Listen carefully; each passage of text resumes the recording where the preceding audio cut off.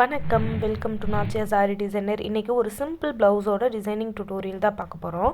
அதுக்காக நான் 2 லேயரில் வந்து காப்பர் சரியில் செயின் ஸ்டிச் போட்டு, அதுக்கப்புறமா சாரீ கலரில் இருக்க சில்க் த்ரெட்டில் வந்து நான் செயின் ஸ்டிச் வந்து போட்டு வச்சுருக்கேன். அதுக்கப்புறம் ஒரு லைன் வந்து காப்பர் சுகர் பீட், அப்புறமா ஒரு லைன் வந்து 4mm பீட் வந்து நான் காப்பர் பீட் வந்து கொடுத்துருக்கேன். காப்பர் பீட் 4mm பீடை ஒவ்வொரு பீடும் தனித்தனியாக ஸ்டிச்சஸ் போடணும்.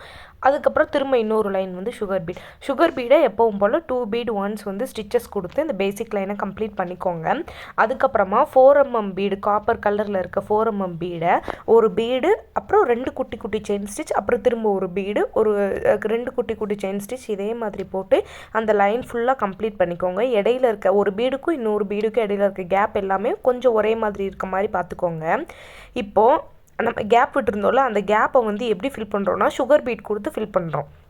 இதே மாதிரி ஒவ்வொரு கேப்பையும் வந்து நம்ம சுகர் பீட் கொடுத்து ஃபில் பண்ணிக்கணும். சுகர் பீட் வந்து அந்த லைன் முடிகிறது வந்து கீழே இருக்க அந்த சுகர் பீட் லைனுக்குள்ளே ஒரு ஸ்டிச்சஸ் போட்டு முடிச்சிங்கன்னா அதில் மெர்ஜாகி வர மாதிரி ரொம்ப அழகாக இருக்கும். அதனால் அப்படி கொடுத்துக்கோங்க.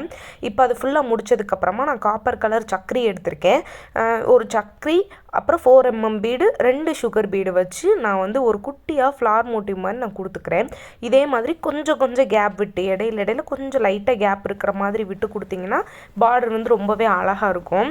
இதே மாதிரி அந்த லைன் ஃபுல்லாக முடிச்சுக்கோங்க. நான் இதில் யூஸ் பண்ணியிருக்க எல்லாமே காப்பர் மெட்டீரியல் தான். இதேவே நீங்கள் கோல்டு மெட்டீரியல், கோல்டு பார்டர் இருக்க மாதிரி கொடுத்தாலும் ரொம்ப அழகாக இருக்கும்.